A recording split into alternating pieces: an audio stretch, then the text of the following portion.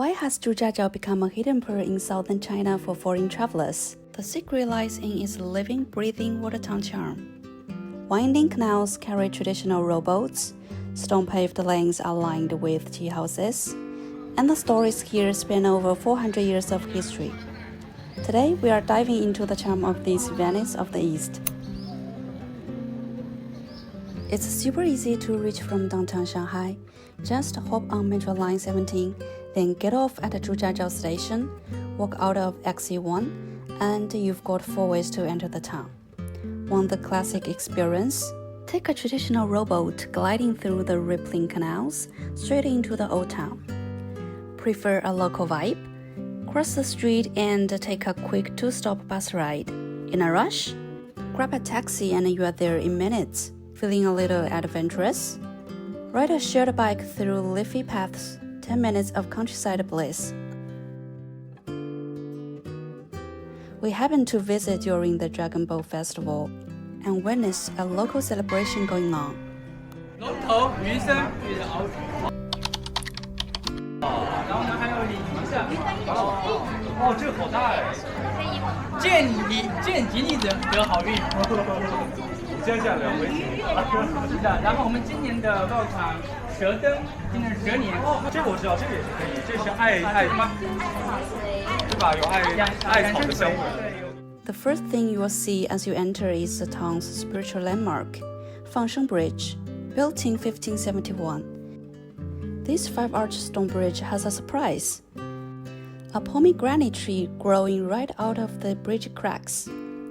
Legend says the workers dropped seeds into the stones during construction, and now it becomes a hanging garden in the sky. Standing on the oldest bridge in Shanghai, as the golden hour lights up white walls and dark roofs, every corner feels like a perfect postcard.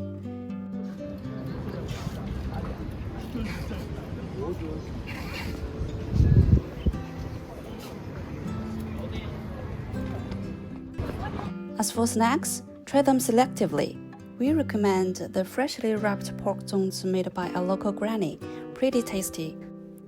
Since we were starving, we opted for a full dinner and ended up at a local spot by the river. Sitting by the river, we dug into classic local dishes.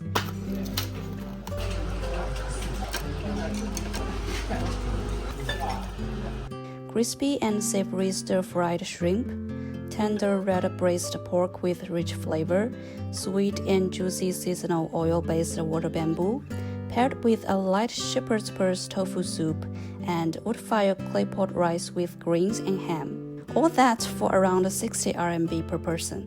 Such good value. The owner was super friendly and chatty too. A warm and satisfying meal to wrap up our day. 我觉得是好吃的，因为我在别的地方没有吃到过这个，就是它感觉像咸。回去嘛，现在回去嘛，给你打一个带回去。不用谢谢，我本来还让他，因为他上海人，我本来说让他奶奶，他说他奶奶会做，我说让他奶奶做一点带给我，这样尝。不要，给你带一瓶。是的呀。塞瓶子里对吧？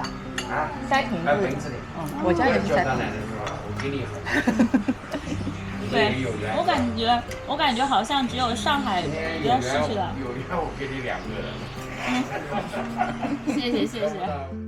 As we got there a bit late around 5 p.m., and most attractions and boat rides had already closed, we'll have to come back for more next time. But the evening in Zhujiajiao has its own magic, a peaceful, slow-paced vibe perfect for wandering.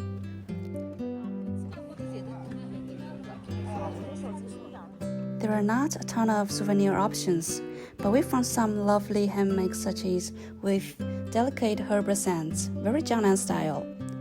Here's a quick comparison with Qibao Ancient Town. Zhujiajiao has sit-down restaurants and some local snacks, but honestly, the snacks in both towns taste similar. Qibao feels like a lovely scroll with narrow alleys and pastry smells. Zhujiajiao is more like an ink painting. Sunset ripples under the bridge. Qibao is more commercial, with shops packed tight.